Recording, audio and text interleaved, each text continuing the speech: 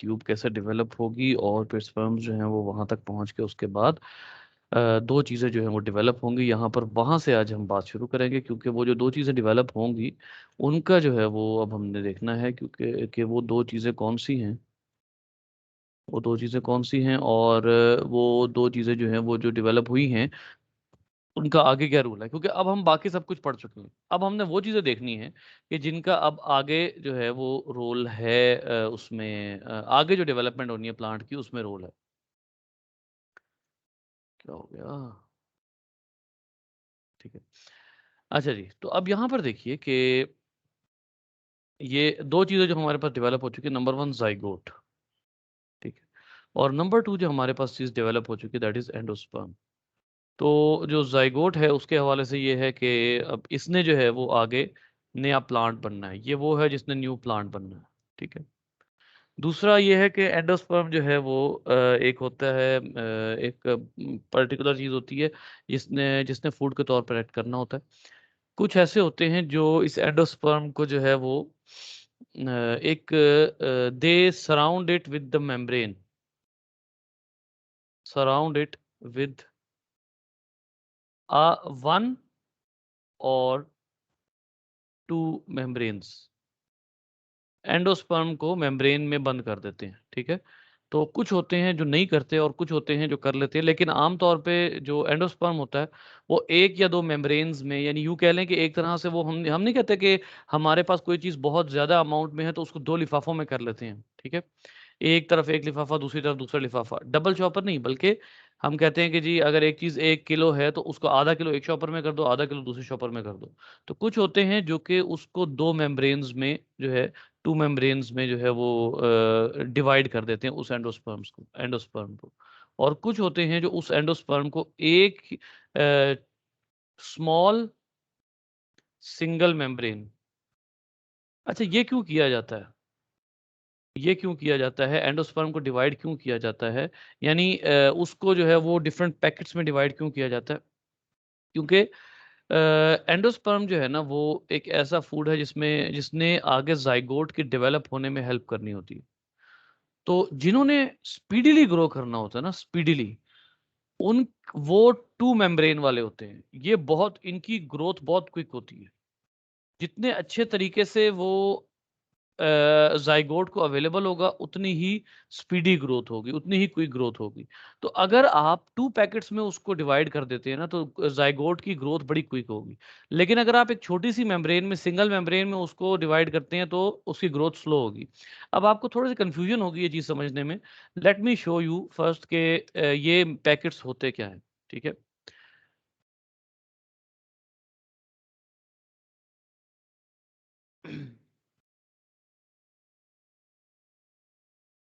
ये देखिए कि ये आपके पास एक पीनट है, ठीक है? अब ये जो पीनट है, इस पीनट का जो मतलब आप यूँ कह लीजिए कि बाहर की जो कवरिंग है ना, जो कवरिंग होती है उसको हम कोटिलेडन कहते हैं बेसिकली। ये जो कवरिंग मैं आपको बता रहा हूँ ना कि कभी हम एक एक पैकेट में उसको बंद कर देते हैं, कभी 2 में बंद कर देते हैं।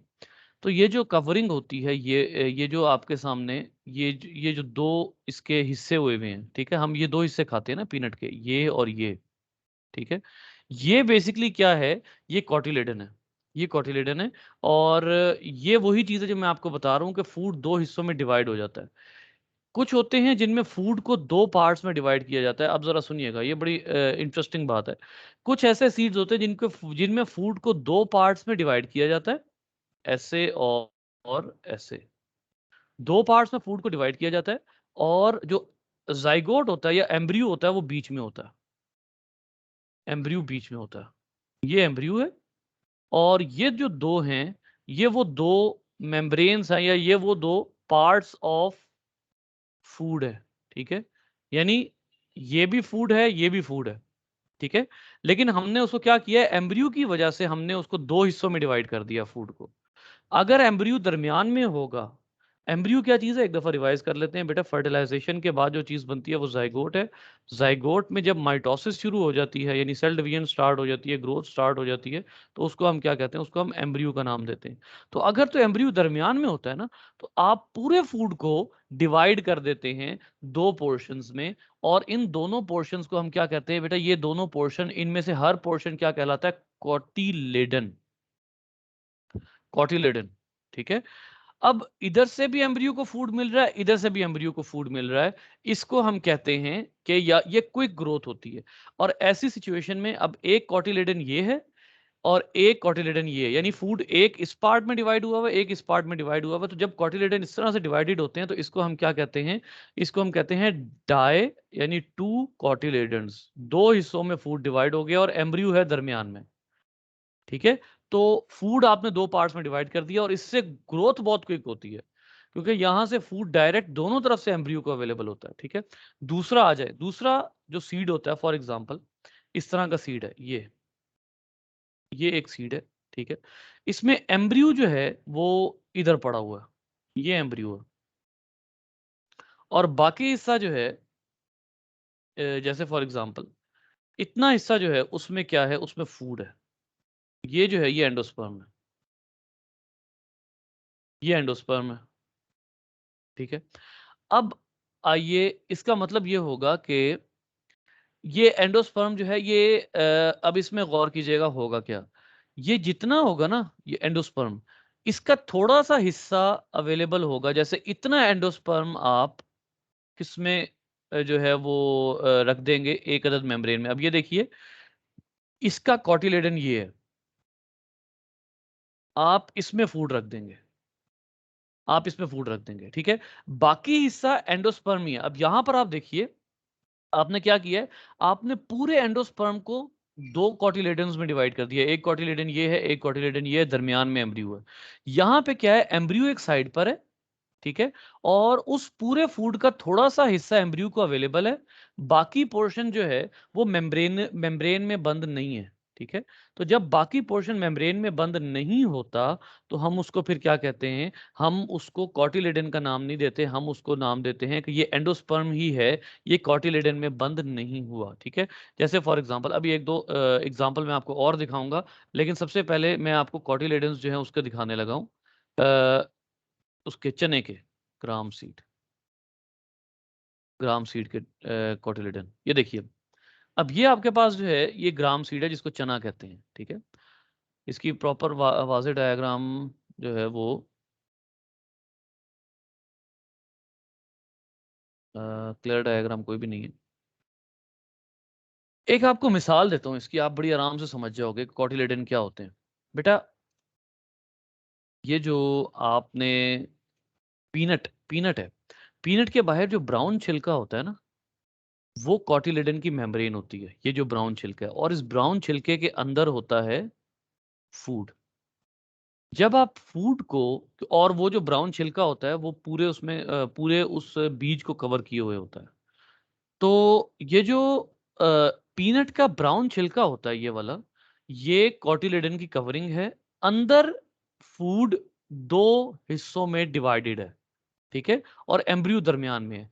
जब फूड दोनों हिस्सों में डिवाइड होगा और सारा का सारा फूड दो मेम्ब्रेन्स में बंद होगा, तो उसको आप कहेंगे कॉटिलेडन। यहां क्या होगा, जब फूड को एक ही हिस्से में आप डिवाइड करेंगे, एक ही हिस्सा का थोड़ा सा पार्ट बस जो है, एम्ब्रियो दरमियान में नहीं होगा। अब आप यहां पर जो सबसे वाज़ेह चीज देखें ना, कॉटिलेडन्स का डिफरेंस, वो जो फूड के चैम्बर्स बने हैं, आप इसको मेम्ब्रेन्स के बजाय क्या नाम दे दें, आप फूड चैम्बर्स का नाम दे दें, ठीक है। फूड चैम्बर्स, फूड चैम्बर्स का जब आप नाम देते हैं, तो जिसमें एम्ब्रियो दरमियान में होगा उसमें फूड के दो चैम्बर बनेंगे, एक और दो। जिसमें एम्ब्रियो साइड पर होगा उसमें फूड का एक ही चैम्बर होगा। अब वो चाहे एक ही बड़ा सारा हो या एक छोटा सा हो, ठीक है।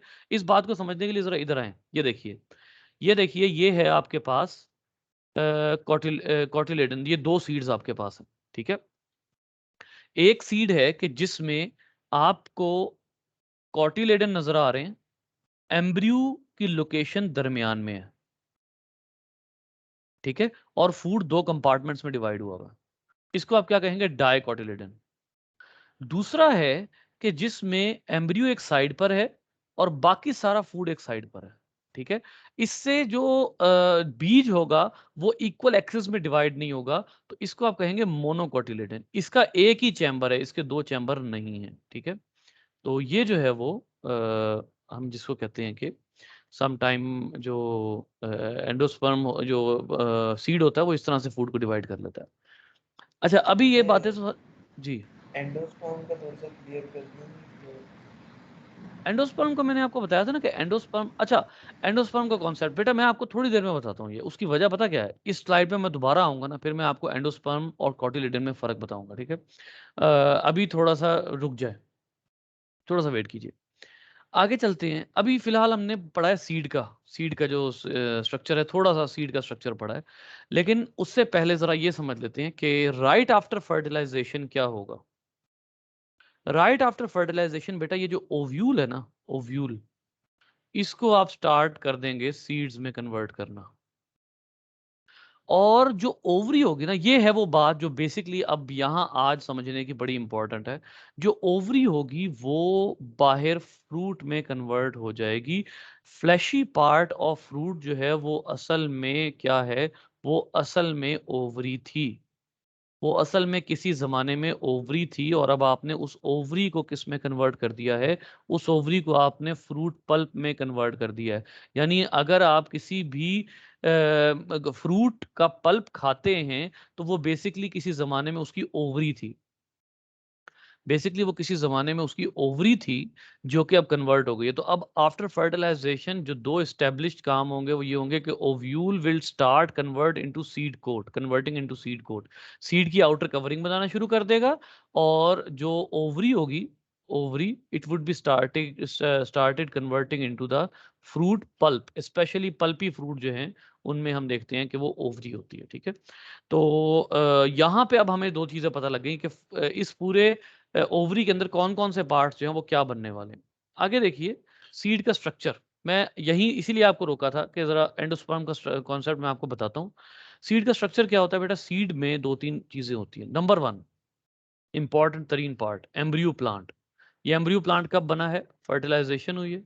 फर्टिलाइज़ेशन के बाद आपका जो है वो ज़ाइगोट बना है। ज़ाइगोट में हुई है ग्रोथ, माइटोसिस हुई है, उससे बना है एम्ब्रियो प्लांट, ठीक है। ये एम्ब्रियो प्लांट जो है, अब ये जो है ये इस प्लांट की फर्स्ट रूट है।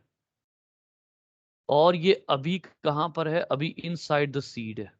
अभी सीड से बाहर नहीं निकली, ये सिर्फ रूट वेट कर रही है कि मुझे जमीन में सो किया जाए। सीड हैज टू बी सोन, आपको जमीन में सीड को सो करना पड़ेगा, ठीक है। अब फर्स्ट रूट जो अभी सीड के अंदर है, प्लूम्यूल, प्लूम्यूल असल में फर्स्ट स्टेम है बेटा, फर्स्ट स्टेम है, जो कि अभी इनसाइड द सीड है। जो कि बाहर निकलेगा तो ये स्टेम का रोल प्ले करेगा, ठीक है। ये स्टेम का रोल प्ले करेगा। तो ये जो है वो आपके पास, ये वो पूरा सीड का स्ट्रक्चर है। हाँ, अब आप देखिए कि ये एम्ब्रियो जो है ये दरमियान में एक्सिस पर है, और जो फूड है वो दो हिस्सों में डिवाइड हो गया। तो ये जो कौन सा सीड होगा, ये डाइकोटिलेडन होगा। डाइकोटिलेडन यानी दो हिस्सों में फूड को आपने डिवाइड कर दिया। अब यहाँ पर मैं आपको जो है वो एंडोस्पर्म का कॉन्सेप्ट पहले दूंगा, उसके बाद हम कोटिलेडन्स को भी दोबारा डिस्कस करेंगे, कोटिलेडन्स क्या होते हैं। अच्छा, यहाँ पर सबसे पहले तो इन तमाम चीज़ों से पहले पहले मैं आपको ना एक एनिमेशन दिखाता हूँ। कोटिलेडन के से रिलेटेड जो एनिमेशंस है ना, वो पहले हम यहाँ पर डिस्कस करते हैं। यहाँ पर ये रहा। Chapter 28. Develop second double tube. The seed, plant embryo increases in. ये हाँ ठीक है, कर गया। This is ये वो हो to गया tend to monocot seedlings, versus fruits, dicot. parent pollinized plant protects ovary and germinating.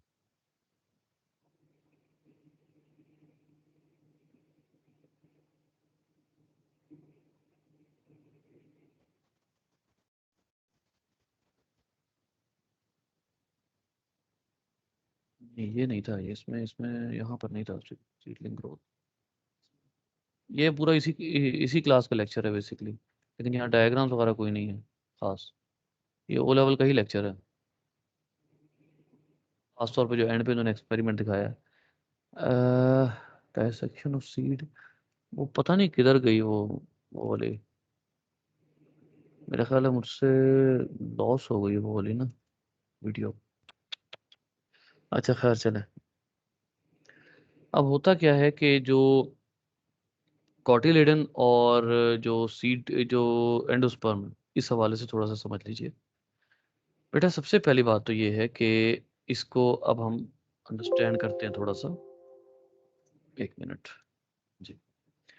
देखिए, दो टर्मिनोलॉजीज आप यहाँ पर पढ़ रहे हैं फूड रिलेटेड, फूड स्टोरेज के हवाले से दो टर्मिनोलॉजीज पढ़ रहे हैं। एक क्या होता है कि एक में आपने कहा कि food encloses in the membranes, food को मेम्ब्रेन में एनक्लोज कर दिया जाता है, ठीक है। इनको हम, और उन मेम्ब्रेन्स को हम क्या नाम देते हैं, हम कॉटिलेडन्स का नाम देते हैं। दूसरा होता है food is not closed in the membranes, उस सिचुएशन को आप क्या कहते हैं, एंडोस्पर्म। दोनों के दोनों हैं फूड ही। एक में आपने चैम्बर बना दिया, एक में आपने फूड का चैम्बर बना दिया, ठीक है। अब इसमें क्या है कि जब जितना फूड चैम्बर में नहीं होगा उसको आप कहेंगे, आउटसाइड द चैम्बर होगा उसको आप कहेंगे एंडोस्पर्म, आउटसाइड द चैम्बर। अच्छा, इसकी जितना वो फूड, डायग्राम डायग्राम ये दोबारा देखिए, दिखा सकते हैं? ये देखिए, ये जो डायग्राम है ना, इसमें आप जरा गौर करें कि आपको इस वाली डायग्राम में एंडोस्पर्म का वर्ड मिल रहा है, लेकिन इस वाली डायग्राम में आपको एंडोस्पर्म का वर्ड नहीं मिलेगा। वाई? उसकी रीजन ही यही है कि ये जो डायग्राम है, इसके अंदर फूड को आपने चैम्बर्स में क्लोज कर दिया, ठीक है। तो अब आप उन चैम्बर्स को क्या कह रहे हैं, कॉटिलेडन्स कह रहे हैं। इसमें आपने थोड़े से फूड को चैम्बर में कन्वर्ट किया, थोड़े से फूड को चैम्बर में रखा, और बाकी food out of the chamber है। तो जो चैम्बर से बाहर फूड है उसको आप एंडोस्पर्म कहते हैं, और जो चैम्बर्स के अंदर फूड होता है उसको आप, क्योंकि वो चैम्बर की मेम्ब्रेन होती है इस वजह से आप उसको कॉटिलेडन कह देते हैं, ठीक है। कॉटिलेडन जो है ये बेसिकली, अगर आप इसको देखें, इसकी एटमोलॉजी देखें, तो इसकी एटमोलॉजी में आपको वर्ड का मतलब मिलेगा। Etymology of cotyledons, seed leaf. ये कॉटिलेडन जो है, ये कप या बोल बताया हुआ है इन्होंने, यानी एक बोल बना हुआ फूड का, ठीक है। तो कॉटिलेडन जो है वो बेसिकली वो एक सीड का लीफ है या सीड की कवरिंग है जिसके अंदर फूड मौजूद है। और वो कवरिंग जो है वो सीड कोट नहीं होता, वो एक बड़ी हल्की सी मेम्ब्रेन होती है, ठीक है। तो अगर तो आपने मेम्ब्रेन के जरिए या चैम्बर के जरिए फूड को अलहदा कर दिया है एंडोस्पर्म से, तो वो कॉटिलेडन कहलाता है। या तो सारा फूड उसमें कन्वर्ट हो जाता है, या फिर ये है कि कुछ फूड जो है वो कन्वर्ट हो जाता है और कुछ रह जाता है। तो जिसमें तो एम्ब्रियो दरमियान में होगा और फूड दो पार्ट्स में डिवाइड हो जाएगा उसको आप कहते हैं डाइकोटिलेडन। और दूसरा होता है मोनोकोटिलेडन, जिसमें एक ही छोटा सा चैम्बर बना हुआ है और बाकी जो है वो, मोनोकोटिलेडन में जरूरी नहीं है कि एंडोस्पर्म हो, लेकिन मोनोकोटिलेडन में सीड के दरमियान में एम्ब्रियो नहीं होता, इसलिए सीड दो पार्ट्स में डिवाइड ही नहीं हो सकता, ठीक है। तो इसलिए इसको जो है वो हम कहते हैं मोनोकोटिलेडन। एक दफा और आपको एक चीज और दिखाता हूँ, बहुत क्लियर डिफरेंस लिखा होना चाहिए, difference in endosperms and cotyledon. यहाँ पर इमेजेस में हम देखते हैं, गौर कीजिए, ये भी वही ऑलमोस्ट बात कर रहा है जो मैं आपको बता चुका हूँ इस डायग्राम में, ठीक है। गौर करें, ये एंडोस्पर्म, इसमें एंडोस्पर्म है, लेकिन जो बाकी पोर्शन है वो क्या है, वो कॉटिलेडन है। क्यों? वो कवर्ड है, वो फूड जो है वो क्या हो गया है, उस फूड को आपने चैम्बर में क्लोज कर दिया। और अब गौर करें कि वो एम्ब्रियो को डायरेक्टली अवेलेबल है, एम्ब्रियो को अवेलेबल है। एंडोस्पर्म जो है वो एम्ब्रियो को डायरेक्टली अवेलेबल नहीं होता। यहां पर आप देखिए, कोई भी एंडोस्पर्म नहीं है, सारा फूड एम्ब्रियो को डायरेक्टली अवेलेबल है।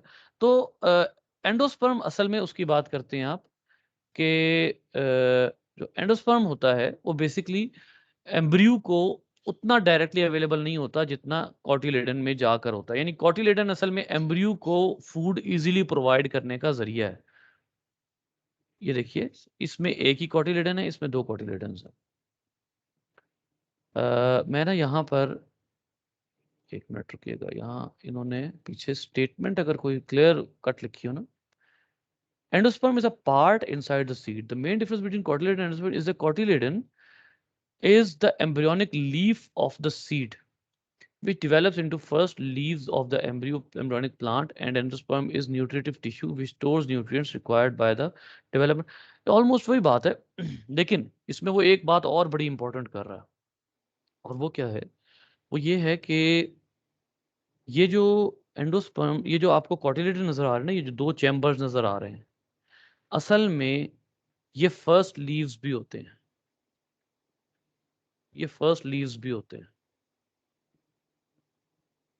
यानी अगर ये ग्राउंड है और जो प्लांट है वो ग्रो कर गया, तो प्लांट के ग्रो करने के बाद आपको ऑब्वियसली चाहिए होगा लीफ।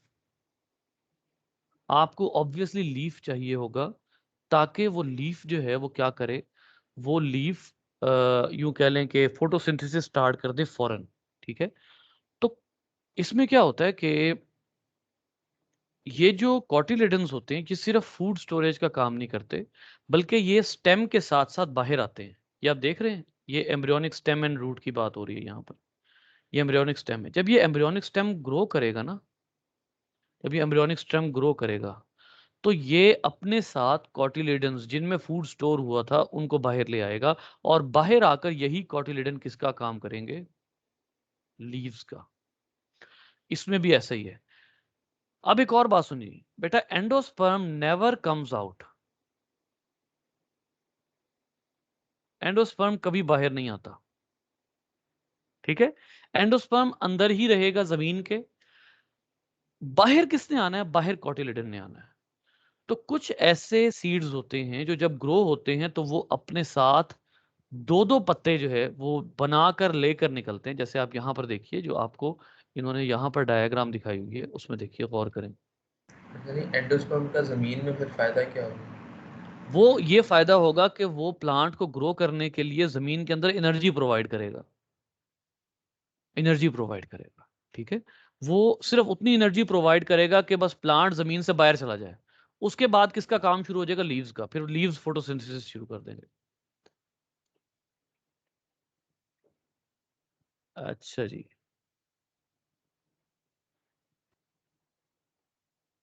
हम्म।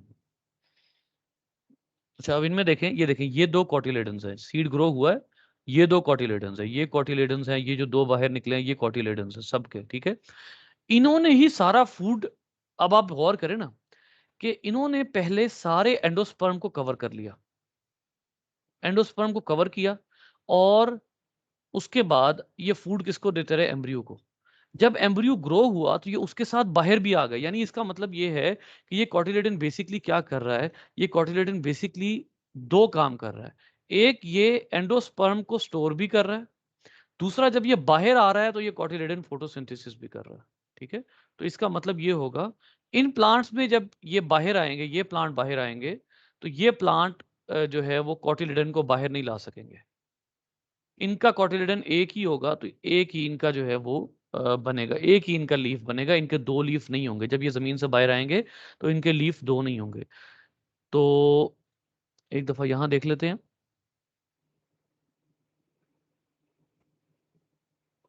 नहीं है, नहीं है।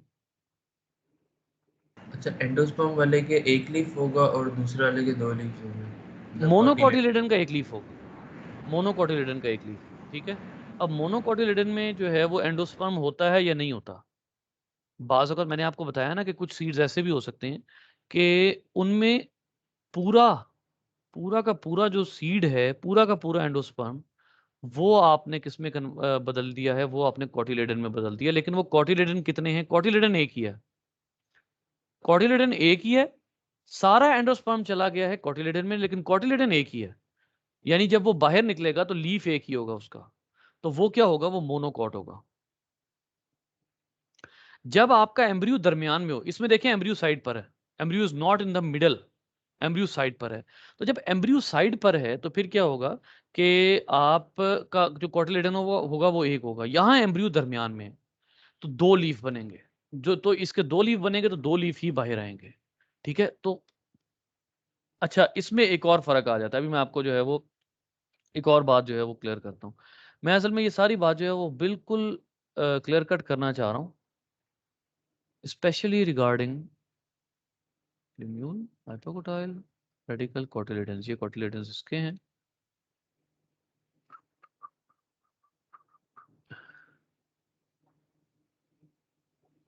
क्योंकि ना मैंने वो जो पता नहीं वो वीडियो कहाँ गई है, उसमें ना बड़ी जबरदस्त किस्म की जो है ना वो चीज वो अवेलेबल थी, डायग्राम अवेलेबल थी और उसमें बड़ा क्लियर कट कॉन्सेप्ट दिया हुआ था।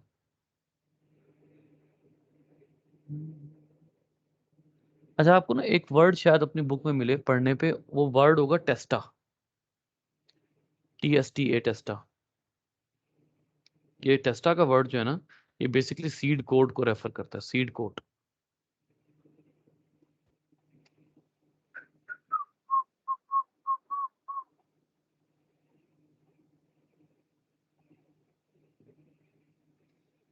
Monocot, dicot, bean seed. Give me a little time, मैं एक दो चीजें देख लूँ जरा।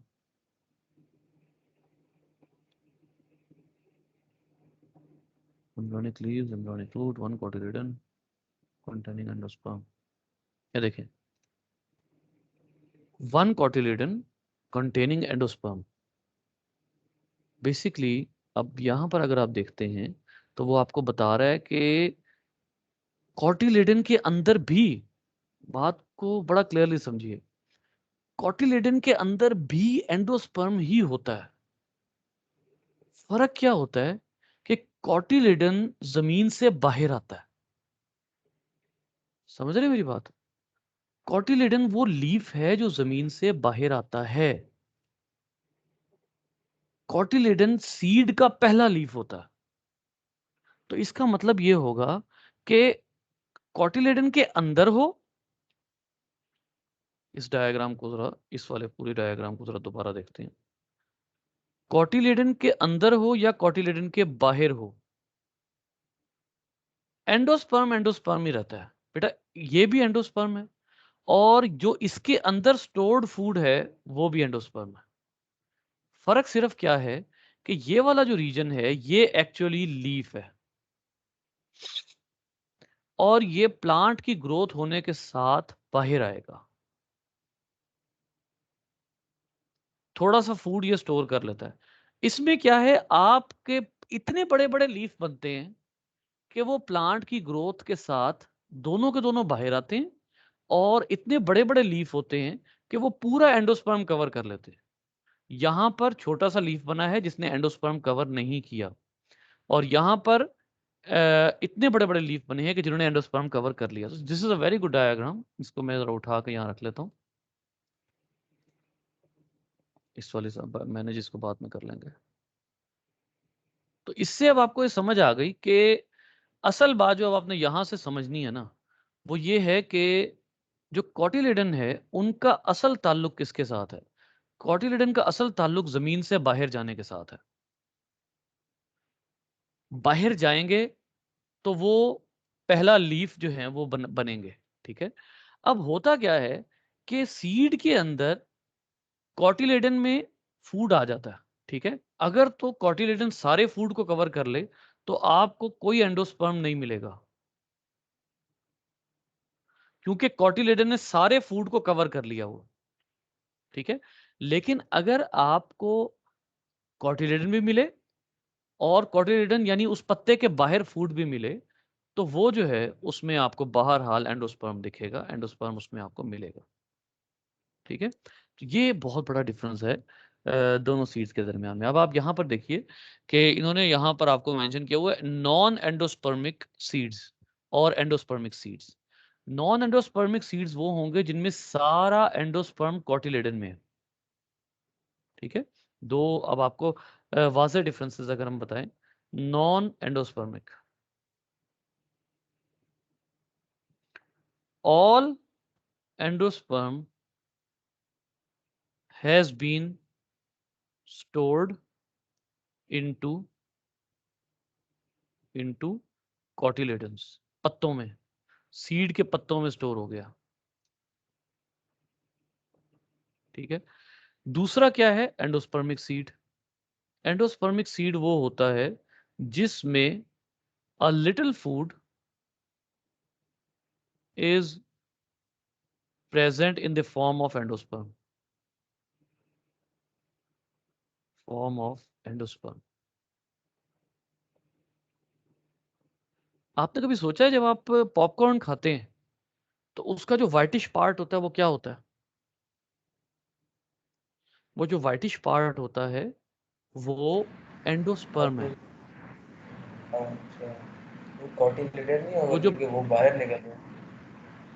नहीं, वो जो फूड है ना वो हीट अप होकर पड़क करके बाहर निकल आता है। कॉटिलेडन ने तो ग्रो करना है, कॉटिलेडन बाहर नहीं आएगा और गर्म होने की सूरत में, पॉपकॉर्न बनने की सूरत में कॉटिलेडन बाहर नहीं आएगा। वो जो जैसे आप कहते हैं ना कि अंडा उबालें तो अंडे का शेप बिगड़ जाती है, बिल्कुल इसी तरीके से आप जब मकई को, आप जब कॉर्न को जब आप हीट देते हैं तो उसका जो एंडोस्पर्म होता है वो उस हीट की वजह से उसकी काइनेटिक एनर्जी ज्यादा होती है और एकदम पड़क करके बाहर आ जाता है, वो एंडोस्पर्म है। ठीक है। मैं आपको यहाँ पर अब देखें, हमने दो तरह के सीड्स पढ़े हैं ना, एक एंडोस्पर्मिक सीड पढ़ा है और एक नॉन एंडोस्पर्मिक। मैं आपको एंडोस्पर्मिक सीड्स जो हैं उनकी एग्जांपल्स जो है वो दिखाता हूँ। एग्जांपल्स ऑफ एंडोस्पर्मिक सीड्स, जैसे रबर है, बार्ले, ठीक है। इसी तरीके से कोकोनट, कोकोनट में भी एंडोस्पर्म होता है, इंटरेस्टिंग। कोकोनट में भी कैस्टर बीन, वीट, मेज, मेज वही है मकई, वीट भी जो है वो एंडोस्पर्मिक सीड है, उसमें भी एंडोस्पर्म होता है। ठीक है। और वो जो रोटी होती है वो जब आप पकाते हैं तो उसमें भी जो है वो एंडोस्पर्म वाला मामला वो भी उसमें होता है। ठीक है। Castor bean, coconut, barley. अच्छा, कोकोनट का मुझे नहीं पता था, मेरे ख्याल में कोकोनट जो है वो नॉन एंडोस्पर्मिक होना चाहिए था, लेकिन ठीक है, ठीक है, वो एंडोस्पर्मिक ही है। ठीक हो गया। Let's have a look on the pictures of these seeds, endospermic. ये किसके हैं? ये पता नहीं किसके सीड्स हैं, लेकिन एक जो हमारी आम उसमें है ऑब्जर्वेशन में, वो तो जाहिर सी बात है, वो तो वो हैं मकई, जिसका जो है वो जो वाइटिश पार्ट जो फुड़क के बाहर आता है कॉर्न में से, वो बेसिकली वो एंडोस्पर्म ही है जो कि हीट होने पर बाहर आता है।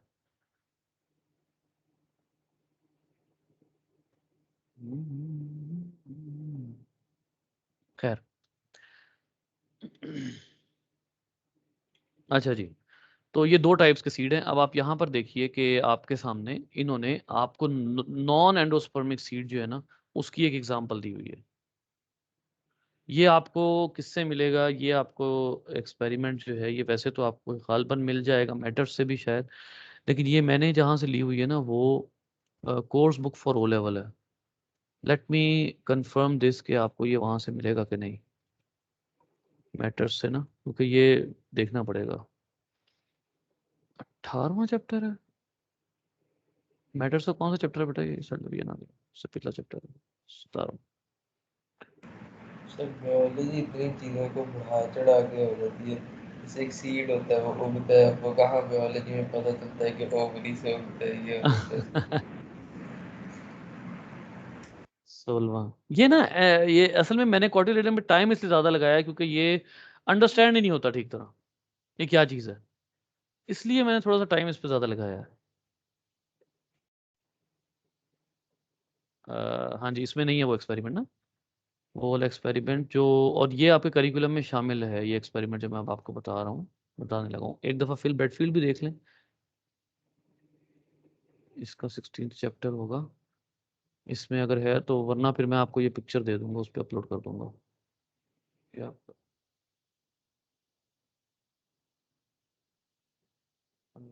नहीं, इसमें भी नहीं है। ये इन्होंने सीड का स्ट्रक्चर बताया हुआ है, लेकिन जो नॉन एंडोस्पर्मिक सीड है उसका एनालिसिस नहीं बताया हुआ, उसकी डायसेक्शन नहीं बताई हुई। ये जो है ना, ये वो वाली बुक है, course for O level.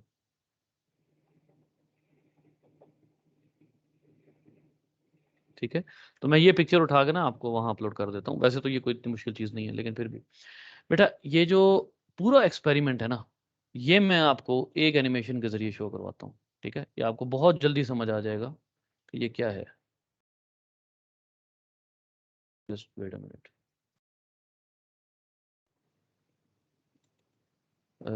Dissection of seed. Now, let's go ahead and move on to the dicot seed. And I'm going to start with the lima bean first. Now, this has been soaking for about 8 hours or so it comes off pretty easy. You can see that just by moving my fingers that the seed coat is literally falling right off. So that's the seed coat. ये seed coat है.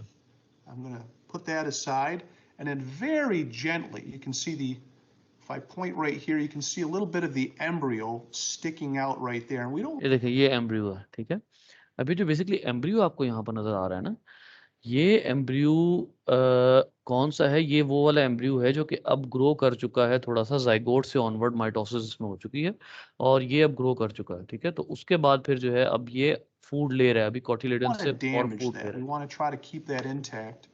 And I'm going to just ever so gently, just give it a little pinch, just a very small pinch. This is a dicot, so it's going to split in two normally. And as I open that up, you can see the two halves of the bean. Have a look at the embryo. Of the bean seed. 1 minute.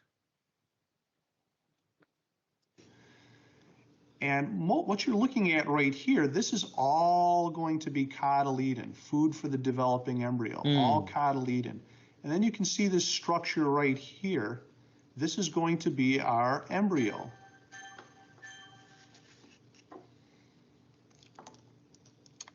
So what we can do sometimes, if it's not obvious right away, is I can put just a very small amount of iodine on here.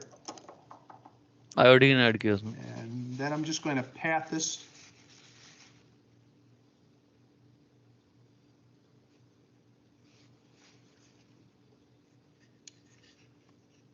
And you can see this white area right here. This is the part of the embryo right here. This is going to be the epicotyl or plumule.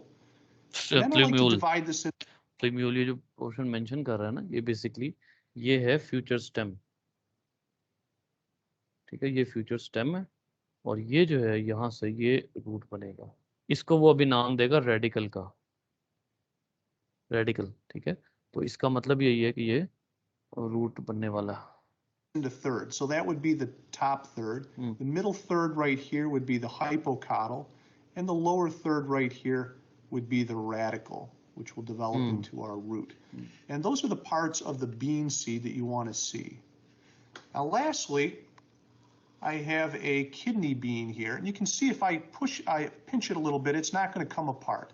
So what I'm going to do is I'm going to take the very tip of the scalpel, hold it like a pencil, actually going to put it in the tray, and just with ये एक और seed asset करने लगा. तो ये जो है वो एक बड़ी भरपूर किस्म की, इसमें ये इसने डाइकोटिलेडन या नॉन एंडोस्पर्मिक सीड बताया, जिसमें पूरा एंडोस्पर्म कवर हुआ हुआ है कोटिलेडन से. ठीक है, तो वो वाला सीड दिखाया. अच्छा जी, इसके बाद चलते हैं. अब ये बड़े मज़े के टॉपिक अब आ रहे हैं, बड़े सिंपल से, कि अब आपने जो चीज़ पढ़ी थी अभी पिछले लेक्चर में, वो ये था कि अगर एक आपके पास कार्पल है, यानी एक फीमेल पार्ट है कार्पल. ये जो कार्पल है, इसमें आपको पता है ये जो है ये ओवरी है, और इस ओवरी में एक ओव्यूल है, और इस ओव्यूल में एक एग है. ये आप कल पढ़ चुके हैं. अब क्या होता है अगर एक ही गुच्छे पे काफी ज्यादा फ्रूट्स हो, या एक ही बहुत बड़ा सारा फ्रूट हो और इसमें एक ही बड़ा सारा सीड हो, या एक ही जगह पर जरा डिफरेंट अंदाज में सीड्स मौजूद हो, या इस तरह के एंगल पे सीड्स मौजूद हो, तो क्या है? सवाल ये पैदा होता है कि आर देयर मल्टीपल ओवरीज? क्या मल्टीपल ओवरीज होती हैं?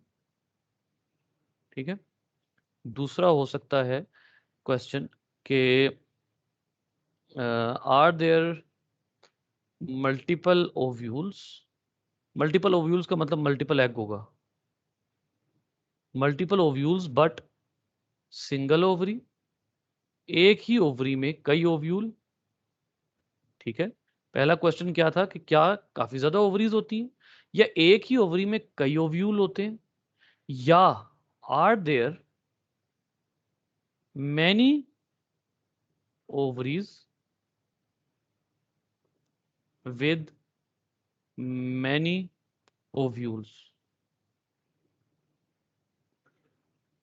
इतने मुख्तलिफ अंदाज में जो है वो फ्रूट्स क्यों आते हैं? इतने मुख्तलिफ अंदाज में फ्रूट्स जो हैं वो क्यों आते हैं, जबकि ओवरीज जो है वो हमने जनरल स्ट्रक्चर ये पढ़ा है, तो डिफरेंट अंदाज में फ्रूट वगैरह क्यों आते हैं? देखिए, सबसे पहले इस केस को डिस्कस करें। बेटा यहाँ पर सिंगल ओवरी है और उसमें एक ही ओव्यूल है। ये देखें, सिंगल ओवरी का मतलब है ये फ्रूट बन गया है, और ये फ्रूट बन गया है, और उसके साथ जो है ये अंदर जो है ये क्या है, ये सीड है। इसका मतलब है इसमें एक ही ओव्यूल था और एक ही ओवरी थी। ठीक है, क्वेश्चन मैंने यहां पर बनाए ना कि एक ही ओव्यूल हो, एक ही ओवरी हो, एक ओवरी हो कई ओव्यूल हो। ठीक है, और कई ओव्यूल्स हो और कई ओवरीज हो। तो हम देख लेते हैं कि हमारे सामने जो एग्जांपल्स, डिफरेंट एग्जांपल्स आती हैं, डिफरेंट तरह की जो हमारे सामने एग्जांपल्स आती हैं, हम जो रोजमर्रा फ्रूट्स देखते हैं, जो हमारी आम ऑब्जर्वेशन में फ्रूट्स हैं, उनमें क्या क्या होता है? बेटा ये इस तरह के फ्रूट में एक ही ओवरी होती है, एक ही ओव्यूल होता है। इस तरह के जो होते हैं फ्रूट्स, उनमें क्या होता है? बेटा ये बायोलॉजिकली ये फ्रूट है, ये मैं आपको बता दूं, बायोलॉजिकली ये एक फ्रूट है। ठीक है, फ्रूट हर वो चीज होती है जो फ्लावर से बने और उसमें सीड हो, हर वो चीज फ्रूट होती है, स्पेशली जो फ्लावर से बने। या आप इसको बहुत ज्यादा पर्टिकुलर कर लें तो हर वो चीज जो ओवरी से बने वो फ्रूट है बायोलॉजी में, अब चाहे वो करेला ही क्यों ना हो, और करेला बायोलॉजिकली फ्रूट है। ठीक है, अब गौर करें, ये कैसी ओवरी है जिसमें एक ओवरी है लेकिन ओव्यूल्स इस तरह है, रो ऑफ ओव्यूल्स है। ठीक है, अब कई स्पर्म्स आएंगे, कई पोलन्स आएंगे, वो इनमें से हर एक को फर्टिलाइज करेंगे, हर एक को अलग अलग फर्टिलाइज करेंगे। ठीक है, अब आइए इधर, इसमें क्या है, इसमें मल्टीपल ओवरीज हैं, क्योंकि काफी ज्यादा फ्रूट्स है ना। आप एक अंगूर खाते हो तो उसमें वो फ्रूट होता है, एक अंगूर एक फ्रूट होता है। इसका मतलब है ओवरीज ज्यादा हैं तो ही फ्रूट ज्यादा होंगे, और हर ओवरी में एक एक ओव्यूल है। ठीक है, ये ऐसे ही है कि आपके पास एक ही जगह पर कई ओवरीज मौजूद है, और हर ओवरी में एक एक ओव्यूल है। स्पर्म आते हैं इधर इधर इधर इधर। इसमें क्या है, एक ही ओवरी है और मल्टीपल रोज ऑफ ओव्यूल्स हैं। ये बड़ा मजे का है। जैसे ये है, जैसे आपने मटर बनाया है ना, इसमें क्या होगा, ये एक रो, दूसरी रो, तीसरी रो, चौथी रो। अब जरा मुझे आप आंसर करें, अब इसमें से हर एक क्या बनेगा, हर एक फ्यूचर में सीड बनेगा। अब जरा मुझे आप आंसर करें, वाटरमेलन में क्या होगा, सिंगल ओवरी मल्टीपल ओव्यूल, या सिंगल ओवरी होगा, सिंगल ओव्यूल? उसमें ओवरी सिंगल होगी और जो ओव्यूल्स होंगे वो मल्टीपल होंगे। मल्टीपल होंगे, और बहुत ज्यादा ओव्यूल उसमें होंगे। ठीक है, तो ये जो है वो ये बड़ी मजे की इंफॉर्मेशन इस लिहाज से। अब आ जाते हैं बेटा आगे, सीड डिस्पर्सल। अब देखें, प्लांट ने ग्रो होना है और सीड ने डिस्पर्स होना है, सीड ने स्प्रेड होना है, सीड ने मुख्तलिफ जगहों पर जाना है। ठीक है, seed has to be spread. भाई सीधी सी बात है, अगर सीड कहीं और दूसरी जगहों पर ना गया तो एक चीज डेवलप हो जाती है, और उसको हम कहते हैं कंपटीशन। कंपटीशन डेवलप हो जाता है, और बहुत ज्यादा, थोड़ा बहुत नहीं, बहुत ज्यादा कंपटीशन डेवलप हो जाता है। अगर एक ही जगह पर एक ही विसिनिटी है, वन विसिनिटी, और उस जगह पर उस एक विसिनिटी में सेम टाइप के मल्टीपल प्लांट्स आ जाए ना, सेम टाइप मल्टीपल प्लांट्स, तो ये बड़ा मसला हो जाता है फिर, क्योंकि उस जगह पर उन सबको सेम न्यूट्रिएंट्स चाहिए होते हैं, वो सारे एक दूसरे के साथ कंपटीशन में आ जाते हैं। तो किसी ना किसी तरह अपने सीड्स दूर भेजने हैं ताकि वो कंपटीशन में ना आए। तो ऐसे फिर प्लांट जो है वो स्ट्रेटजीज लगाते हैं, strategies to spread their seeds, ज्यादा से ज्यादा सीड्स को स्प्रेड किया जाए। ठीक है, तो अब उसमें क्या होता है, गौर करें। उसमें ये होता है कि आप देखिए वेज ऑफ डिस्पर्सल, सबसे पहले वेज ऑफ डिस्पर्सल में आ जाता है सेल्फ या एक्सप्लोसिव डिस्पर्सल। ऐसे सीड क्या करते हैं, ऐसे सीड फ्रूट बर्स्ट होता है, फ्रूट बर्स्ट, और या ये फॉल हो जाते हैं, या फ्रूट बर्स्ट होता है और ये बकायदा एक बुलेट की तरह, bullet like fall a bit far from plant, plant से थोड़ा दूर। ठीक है, ये देखिए, इसमें खास तौर पे आप देखिए, ये जो पूरी फली है, ये जो पूरी लेग्यूम है, ये ऐसे करके ओपन हो रही है, और जब ये ऐसे ओपन होगी ना तो सीड्स ऐसे फैलेंगे, इसके यूं करके स्प्रेड होंगे। ठीक है, तो वो जो ये स्प्रेड होंगे बेसिकली, वो स्प्रेड होते ही इस वजह से है कि ये कड़क करके एक तरह से जो है वो just like opening of a lock. ठीक है, just like opening of a lock, ये क्या करते हैं, ये एकदम से बर्स्ट होता है और ये थोड़ा सा दूर जाकर गिर जाते हैं। ठीक है, तो ये एक तरीका होता है, यानी खुद ही डिस्पर्स कर लें, खुद ही एक दूसरे से ये अपने से दूर भेज देते हैं। अब ये भी सीड्स है, ये फ्रूट ओपन हुआ हुआ है, लेकिन ये फॉल ऑफ हो जाएंगे, ये ज्यादा दूर नहीं जा सकेंगे। ठीक है, ये जरा थोड़ा सा दूर जाएंगे क्योंकि ये एक तरह से फायर होगा और ये थोड़ा सा दूर जाकर गिरेंगे। तो एक तरीका तो डिस्पर्सल का ये है। दूसरा तरीका है डिस्पर्सल का, और वो है वाटर डिस्पर्सल। ऐसी सूरत में जो डिस्पर्स होता है वो ज्यादातर कोकोनट होता है। कोकोनट के अलावा कौन से आ जाते हैं इसमें, इसमें तमाम वाटर प्लांट्स आ जाते हैं। जाहिर सी बात है, वो जब अपने सीड स्प्रेड करेंगे तो वो भी वाटर के जरिए करेंगे, तो ज्यादातर इसमें वाटर प्लांट्स आ जाते हैं। गौर करें, अब ये क्या है, ये ग्रीन कलर का क्या है बेटा, ये सीड है कोकोनट का, उसके ऊपर की लेयर है। ये फ्रूट है, या आप यूं कह लीजिए ये वो है फ्लैशी पार्ट है, ये वो फ्लैशी पार्ट है जिसको हम ओवरी, हैं, ओवरी। हाँ जी, जी बिल्कुल, ओवरी की डेवलपमेंट। ठीक है, ये उससे बना है। इसके अंदर जो हम आम तौर पे कोकोनट खाते हैं बेटा, वो असल में वो जो कोकोनट हम खाते हैं ना, वो होता है सीड होता है, वो जो ब्राउन कलर का होता है with with like different sort of you में से हेयरी स्ट्रक्चर्स। ठीक है, तो वो सीड होता है basically, that is not a fruit. ठीक है, तो अब आप गौर करें कि ये फ्रूट जो है ये गिरा है किसी दरख्त से, और अब ये पानी के जरिए कहीं जा रहा है, कहीं जाकर ग्रो कर जाएगा ये। ठीक है, तो ये एक तरीका है, पानी तो कहीं का कहीं लेकर जा सकता है इस कोकोनट प्लांट को, कोकोनट सीड को, तो ये बहुत अच्छा सोर्स है। तीसरा आ जाता है वेज ऑफ डिस्पर्सल में विंड। आपने बेटा इस तरह की कई चीजें देखी होंगी, हाँ जी, आसमानों में स्पेशली इस तरह की तो आपने जरूर देखी होंगी। ठीक है, ये उड़ रहे होते हैं, ये बेसिकली सीड है। इसके ये जो व्हाइट लाइक स्ट्रक्चर है, these are just like the feathers, feathers या विंग्स, ताकि ये आराम से स्प्रेड हो सके हवा के जरिए। ये डैफोडिल है, डैफोडिल का सीड है।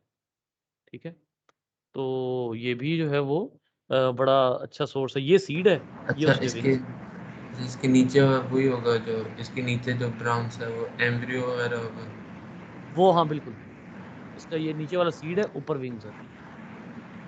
ये मेपल सीड है। ठीक है, मेपल सीड ये क्या होता है, ये हेलीकॉप्टर की तरह मूव करता है, हेलीकॉप्टर के पर की तरह मूव करता है, और विंड के जरिए थोड़ा दूर तक स्प्रेड हो सकता है। ठीक है, तो ये मेपल सीड है। अब आ जाइए डिस्पर्सल बाय एनिमल्स। बेटा ये बात जहन में रखिए कि डिस्पर्सल बाय एनिमल्स में वो वाले सीड खास तौर पर एनिमल्स के जरिए डिस्पर्स होंगे। नंबर वन, जिनके फ्रूट में पल्प होगा, या खास तौर पे वो जो एडिबल होंगे, मतलब जो ईटेबल होंगे ना, ईटेबल ओवरीज होंगी, जिनकी जिनकी ओवरीज ईटेबल होंगी, जिनकी ओवरीज पल्पी होंगी, वो एनिमल्स के जरिए लाजमी स्प्रेड होंगे, क्योंकि एनिमल्स उनको अपना फूड के तौर पे खाएंगे। ठीक है, अब आपको ये बात पता है कि seed coat does not digest inside human body, ये डाइजेस्ट नहीं होता। ठीक है, अब क्या होगा कि जब आप सीड अंदर निगल लेंगे तो उसके बाद वो सीड जो है, जाहिर सी बात है, वो आपके बॉडी में फिशिस के थ्रू रिमूव हो जाएगा और कहीं भी जहां पर वो ग्रो हो सकेगा, अगर उसको सूटेबल कंडीशंस मिली तो वो ग्रो करेगा, ठीक है। लेकिन पल्पी फूड, आमतौर पर पल्पी फूड के सीड्स वो एनिमल्स के जरिए होते हैं। दूसरे जो होते हैं वो होते हैं जो क्लिंग कर सकते हैं। क्लिंग मतलब लटकना, अटैच होना। इस तरह के सीड्स आपको अक्सर अपनी पैंट के साथ या जो शलवार के साथ लगे नजर आएंगे अगर आप किसी प्लॉट को विजिट करते हैं तो। इस तरह के स्ट्रक्चर्स आपको नजर आएंगे, ये सीड होंगे। आप जहां भी जाएंगे आपके कपड़ों के साथ ये लग जाएंगे और आप जहां इनको रिमूव करेंगे डिस्पर्स हो गए ये। उनका तो पर्पस ये था ना कि हमें यहां से कहीं और लेकर जाओ, तो वो आपने पूरा कर दिया। और पल्पी फ्रूट जो है वो आप खाते हैं, जाहिर सी बात है, आप जो है वो बड़े आराम से जो है वो इसको खाते हैं, ठीक है। अब एक बात यहाँ पे एक दो टर्म्स समझ लीजिए बेटा। एक चीज होती है कार्प, कार्प का मतलब होता है फ्रूट। एक चीज होती है पेरिकार्प। पेरिकार्प बेसिकली वो होता है जिसको आप कहते हैं छिलका, फ्रूट का छिलका, कवर, ठीक है। ये एक दो टर्म्स यहाँ लिखी हुई है इसलिए मैंने आपको बताई। अब सबसे पहले तो मैं आपको यहाँ पर अब एक और टॉपिक जो आपका करिकुलम जो है उसमें बड़ा फोकस किया जाता है वो ये है कि एंजाइम किस तरह एक्शन करते हैं। What is the role of enzyme in seed germination. आपको पता है कि ये जो चीज़ें हम खाते हैं सीड्स की, उसमें स्टार्च हो सकता है, उसमें फैट्स होते हैं और उसमें प्रोटीन्स होती हैं। स्टार्च किन में होता है? फॉर एग्जाम्पल जो आपका मकई का पौधा है, ठीक है, जो आपका मेज ग्रेन है, मेज, ठीक है, जिसको आप कॉर्न भी कहते हैं, उसमें स्टार्च होता है, ठीक है। प्रोटीन्स आमतौर पे किन में होती हैं? जैसे आपके लेंटिल्स हैं, लेंटिल्स, दालें, ठीक है, उनमें होती हैं। फैट्स वगैरह किस में होते हैं? ये आपके जो नट्स हैं, कैशू नट्स हैं, उनमें फैट्स होते हैं। अब जो भी टाइप का सीड है उसमें जिस भी तरह का फूड है उससे रिलेटेड एंजाइम्स उसमें ऑलरेडी मौजूद होंगे। और इन इनको ज्यादा से ज्यादा क्या करना है? याद रखिए, किसी भी सीड को, seed has to activate the enzymes. Enzymes deactivated होते हैं बेटा। एंजाइम्स को एक्टिवेट करने का तरीका क्या होगा? एंजाइम्स को एक्टिवेट तरीका करने का तरीका है वाटर सोकिंग। आपने अक्सर देखा होगा, अगर आप चनों को एक दिन के लिए भिगो दें, अगले दिन उठाएंगे तो वो ऐसा ऐसा वो नरम हुआ होता है जिसकी कोई हद नहीं। क्यों? क्योंकि सीड ने वाटर सोकिंग करनी होती है। जब तक सीड वाटर सोकिंग नहीं करेगा, जो एंजाइम है वो हरकत में नहीं आएंगे। क्योंकि एक रूल एंजाइम का है, enzymes always work in aquatic environment. Aquatic environment. इसलिए जब तक वाटर सोकिंग नहीं होगी एंजाइम ने वर्किंग नहीं करनी, ठीक है। This is necessary. तो अब आप यहां पर आ जाइए। ये सारा कुछ जो है यहां से आपके सामने है कि सीड जब अपना अब चाहे वो कॉटिलेडन में से फूड ले, चाहे वो एंडोस्पर्म में से फूड ले, कहीं से भी फूड ले, वो ग्रो करेगा और ग्रो करते करते उसके बाद वो जमीन से बाहर आ जाएगा, ठीक है। ये देखिए, ये कॉटिलेडन उसने शो किए हुए हैं। ये वो कॉटिलेडन्स हैं जो कि उसके फर्स्ट लीव्स हैं, ये पहले लीव्स किसी भी प्लांट के, ठीक है। अब यहां पर जो है वो इसको जरा देखते हैं, एक एनिमेशन देखते हैं इसकी। ये रही, देखिए, इसकी आवाज नहीं है। अब ये एंजाइम है, इस एंजाइम ने फूड को तोड़ा। अब कुछ जो एंजाइम, ये फूड जो है ये चला जाएगा किसमें? ये देखिए, अब गौर करें। अब इसने देखिए बड़ी जबरदस्त बात बताई है आपको कि कुछ जो फूड है वो चला गया है रेडिकल में, और कुछ फूड है जो प्ल्यूम्यूल में चला गया, जो बेसिकली स्टेम है इसका। और ये क्या है? ये रूट है। इसका मतलब ये होगा कि ये जो दोनों पार्ट्स हैं ये असल में वो हैं जो कि जिन्होंने ग्रो करना है। इसको भी फूड चाहिए, इसको भी फूड चाहिए, ठीक है। तो जब ये ग्रो करेंगे तो दोनों को फूड चाहिए होगा। फूड ब्रेक हुआ है और वो दोनों में मौजूद है। अब दोनों में, अब वो जो है वो दोनों को ग्रो करने का मौका देगा। आगे चलते हैं, चल भाई।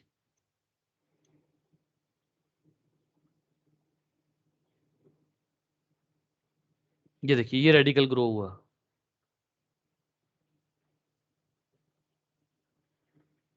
ये सीड कोट है बेटा, ये सीड कोट है ब्राउन कलर का, और उसके अंदर से कॉटिलेडन निकल रहे हैं। गौर करें, ये वही कॉटिलेडन है जो पहला लीफ बना रहे हैं, ठीक है, फर्स्ट लीव्स। यानी ये प्लांट बिल्कुल एक तरह से विदाउट लीव्स निकलेगा अगर इसमें कॉटिलेडन बाहर ना आए तो। विदाउट लीव्स बाहर आएगा एक तरह से, ठीक है। चलें आगे। अब ये क्या करेगा, ये अब आगे ग्रो होगा, मजीद ग्रो हुआ। ये देखिए, ये वो थे लीव्स जो बाहर आए हैं, ये एक तरह की कवरिंग कह लें। और उसके बाद अब ये फॉल हो जाएंगे। पुराने जो लीव्स हैं जिन्होंने इनिशियली फोटोसिंथेसिस किया वो फॉल हो जाएंगे, नए लीव्स बाहर आ जाएंगे अंदर से। सर रेडिकल स्टेम होता है और दूसरा कौन सा होता है? रेडिकल रूट होती है बेटा, अच्छा, रेडिकल रूट होती है, प्लूम्यूल स्टेम होता है। ये देखिए दोनों लिखे प्लूम्यूल। अच्छा जी, अब जो है वो एक एक्सपेरिमेंट पे आ जाते हैं। ये एक्सपेरिमेंट भी बेसिकली आपके जो है वो करिकुलम में मेंशन है, इस वजह से यहाँ पर है। देखिए ये जो अब सबसे पहले एक्सपेरिमेंट ये है, इसको बाद में देखेंगे हम। सबसे पहले जरा यहाँ पर गौर करें। These are conditions necessary for seed germination. ये ज़हन में रखिएगा कि सीड जर्मिनेशन का मतलब सीड ग्रोथ है। जर्मिनेशन, इसको ब्रैकेट में आप ग्रोथ लिखते हैं, ग्रोथ। गौर करें, अवेलेबिलिटी ऑफ वाटर, इसके बगैर कोई गुजारा नहीं। मैंने आपको कहा वाटर सोकिंग लाजमी है। दूसरा, एक्सेस टू ऑक्सीजन, ऑक्सीजन ना हुई तो खत्म है, फिर कोई चक्कर नहीं है, फिर वो सीड ग्रो नहीं होगा। ऑक्सीजन सॉइल से मिलती है इसको, सीड को। और तीसरा, सूटेबल टेम्परेचर। ठीक है, अब आइए इस वाले एक्सपेरिमेंट के ऊपर। ये एक्सपेरिमेंट आपको फिल ब्रेडफील्ड में मिल जाएगा। ठीक है, इसमें जो है वो आपको जो एक्सपेरिमेंट ने दिया हुआ है बेटा, ये आपके सामने 3 टेस्ट ट्यूब्स दी हुई हैं। ये 3 टेस्ट ट्यूब्स जो हैं ये 20 डिग्री सेंटीग्रेड पर रखी गई हैं, और ये जो आखिरी टेस्ट ट्यूब है इसको आपने 4 डिग्री सेंटीग्रेड पर रखा है। ठीक है, अब आपने ये बात जहन में रखनी है बेटा कि यहाँ एंजाइम्स होंगे। ठीक है, और एंजाइम्स के लिए बेहतर टेम्परेचर कौन सा है वो आपको खुद ही गेस करना है। कंडीशंस क्या हैं? सबसे पहले कंडीशन ये है कि टेस्ट ट्यूब ए है, जिसमें आपने एक वेट कॉटन वूल रखी, एक कॉटन को गीला किया और आपने यहां रख दिया, उसके ऊपर आपने सीड रख दी है, इसके ऊपर कोई कवरिंग नहीं की। दूसरी टेस्ट ट्यूब में आ जाए, ड्राई कॉटन वूल रखी और उसके ऊपर सीड रख दिए, कोई कवरिंग नहीं है। तीसरी टेस्ट ट्यूब पे आ जाए, टेम्परेचर यही है बेटा अभी तक सबका, आपने बॉइल्ड वाटर रखा। और याद रखिए, जब आप वाटर को बॉइलिंग करते हैं, boiling causes removal of oxygen from water. ये वाटर में से ऑक्सीजन को निकाल देती है। आपने बॉइल्ड वाटर रखा, उसके अंदर सीड को आपने सोक कर दिया और उसके ऊपर ऑयल की कवरिंग लगा दी। ठीक है, चौथी टेस्ट ट्यूब में आपने वेट कॉटन वूल रखी, ये भी वेट है, ये भी वेट है, सीड ऊपर रखे, कोई कवरिंग नहीं है, टेम्परेचर 4 डिग्री सेंटीग्रेड है। किस में ग्रोथ होगी जहाँ और क्यों तक होगी मेरा और किस में? ख्याल है वेट कॉटन वूल वाले के अंदर होगी। वेट कॉटन वूल को 2 टेम्परेचर है बेटा वेट कॉटन, तो किस पे ग्रोथ होगी? नहीं, 20 डिग्री वाले पे, क्योंकि 4 डिग्री तो बहुत ठंडा नहीं हो सकता। 4 डिग्री जी बिल्कुल एंजाइम के लिए सूटेबल नहीं है। अच्छा, एंजाइम बाकी बी और सी में और क्यों नहीं होगी? चलें, क्योंकि बाकी जो वो सीज हैं वो ड्राई हैं और उसमें मतलब कि H2O होती है, मतलब कि वेट कॉटन के अंदर। ड्राई सीड में मतलब कि H2O नहीं ड्राई होगी, कॉटन वूल मतलब ड्राई कॉटन वाटर नहीं, के अंदर ऑक्सीजन भी नहीं होगी, H2O ऊपर ऑक्सीजन से आ है या नहीं है? सकती देखें, ऑक्सीजन तो यहाँ से अवेलेबल है ना, ऑक्सीजन तो आपको यहाँ से मिल जाएगा, लेकिन यहाँ ड्राई है। आगे है। आ हाँ, जाए। लेकिन उसका वाटर नहीं होगा फिर उसके पास। हम्म, और तीसरा ये है कि आपने बताया बॉइल्ड वाटर के अंदर ऑक्सीजन नहीं होती, इसको ऑक्सीजन मिलेगी ही नहीं, और ऊपर से भी ऑक्सीजन नहीं आ रही क्योंकि ऑयल की लेयर लगा नो, दिया आपने। जी बिल्कुल सही गैस है आपका बेटा, सिर्फ ए में ग्रोथ होगी। This concludes your chapter of reproduction in plants. हाँ जी, कैसा चैप्टर है? मुझे ये चैप्टर नहीं, वो तो चलें, एक और बात है लेकिन समझ आ इतना गया? मुश्किल नहीं था, इतना मुश्किल नहीं था, मतलब समझने में इतना मुश्किल नहीं था। ये अच्छा पता क्या है? इसको आप इसके ज़रा पास्ट पेपर्स उठाएँ, ये इतना आसान है, आप इतनी आराम से क्वेश्चंस करेंगे, इससे जिसकी कोई हद नहीं। इतना ये बहुत ईज़ी है, तो ये तो कोई ऐसी डिफ़िकल्ट चीज़ नहीं है। अच्छा, अब ज़रा 1-2 चीज़ें जो हैं, वो मैं आपसे